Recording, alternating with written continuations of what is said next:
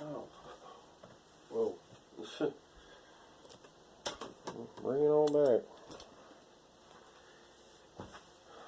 Alright, hey everybody, this is my Reminisce on the Music series, and today I'm talking about Jars of Clay's third album entitled If I Left the Zoo. This was a... fly farther, okay. This record was frustrating. I mean, it was a good record. Overall, it had a good sound. There were good songs on here, in my opinion.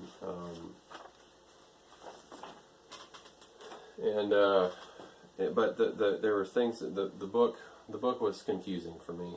Where I was at with guitar playing at the time, I really couldn't. It was really hard to try to latch on to the songs and be able to play them with where my skill level was at the time. Let's just start from the top, shall we? Goodbye, Good Night. Goodbye, Good Night. I got the old mandolin that I have now from the pastor at the time at the Methodist church I was at, and I put a capo on it, and I sort of, because what they're playing at the beginning of it is not a guitar, or if it is a guitar, it's like a toy guitar or something. It doesn't have a quality sound to it. Whatever it is, it sounds like a toy or something that's not actually a guitar. But I did wrestle with that one enough, figured out, put a capo on the second fret so my D minor could become an E minor, and eventually, I think I was playing something very, very close to the way Jars did it. I'm pretty sure they do the capo on the second fret with the minor chord, and there's the bass walk down that happens while continuing to quote unquote stay on that minor chord. So I pretty much was able to play that song all the way through. Unforgetful You, that was one where you could sort of do the 90s power chord thing again. You could, so in a way that song wasn't hard, and in a way, with all the things that Jars put in around that, with the people I was with at the time, and we couldn't presently reproduce in a recognizable fashion that would sound comparable to the record. So that was a song that got played with but never performed. Collide was interesting for me because I actually I worked out the piano introduction in the beginning. I really sat down and really worked it out till I found the notes and the chords per se, although I don't think I had a good sense of chords on the piano yet. I sort of basically know where major and minor chords are now, and that's about as far as I've gotten with piano, and I'm starting to understand when they say add 9 what that means and stuff like that, piano-wise.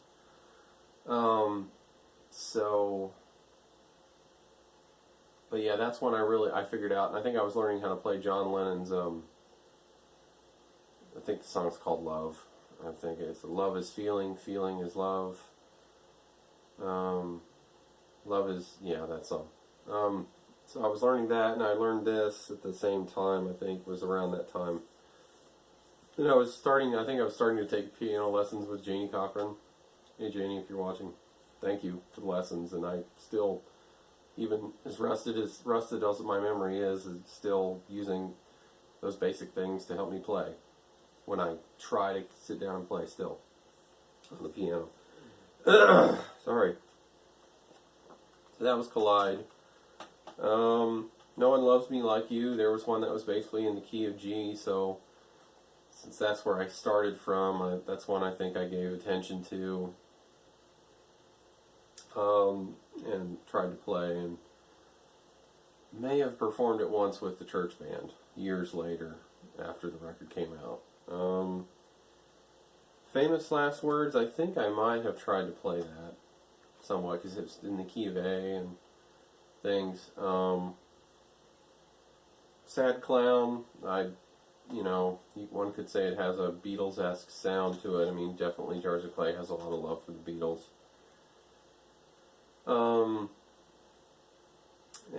But I most probably listened more than I ever attempted to play that one. Hand, that's one now I have a tutorial up for that one that you can go watch now. It's basically the rhythm acoustic part of the song.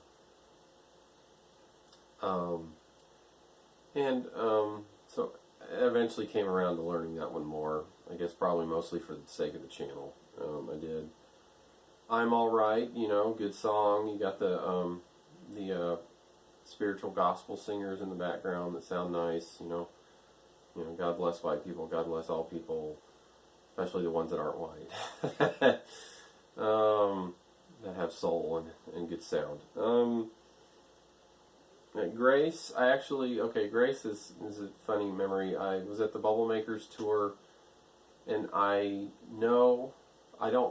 just remember the energy of the demo version that Jars played at that show being good. I enjoyed it. And that demo version is on the White Elephant Sessions B-sides or whatever demos collection that Jars put out after this record, sort of as a added bonus to this record. That had, I think, the version that they played at the Bubble Makers tour, but they changed it. They changed some of the arrangement around for what ended up being the final version of it for If I Left the Zoo. I think I forgot to mention the title of this record, If I Left the Zoo.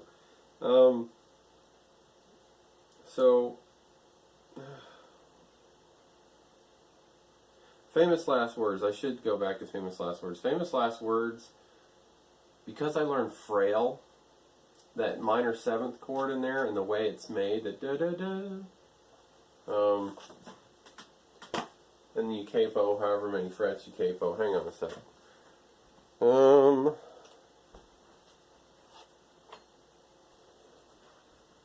Learning Frail helped me learn Famous Last Words, because it's that kind of riff. Is it capo 3 maybe? No, the 2? Yeah, because it has the... So it's like...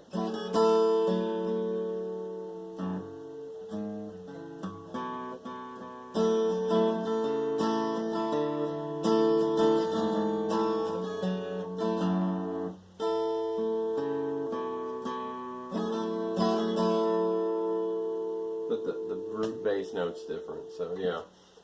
So that helped me figure that song out. And I was starting to be able to hear songs, and I figured out how to play Slide by the Goo Goo Dolls just by listening to it. Because again, it sort of has that minor seventh that Frail had, and I started hearing that chord in other songs and helped me figure out other songs. So Famous Last Words got a decent amount of attention because I was able to figure it out. I think I pretty much didn't use the book too much for that. Can't Erase It, I listened to it, but I didn't really try to play it. River Constantine was probably, I gave River Constantine the same treatment I gave Frail. I'm like, I have to learn how to play this. So when I was taking piano lessons at the time with Janie Cochran, her husband is like graduated college in guitar. He's a professional. Dave Cochran's a professional guitar player, and I had him sit down with it, and I was on my way to figuring it out there myself, starting to, and he listened to it and he wrote down the chords from it. I may or may not have had the book at that point, and I know the book provides a tablature, and there's a certain I think it's 2 guitars and one of them's tuned a certain way. I learned my own 1 guitar version of it, and of course listened to the demo version that they had on the White Elephant Sessions there.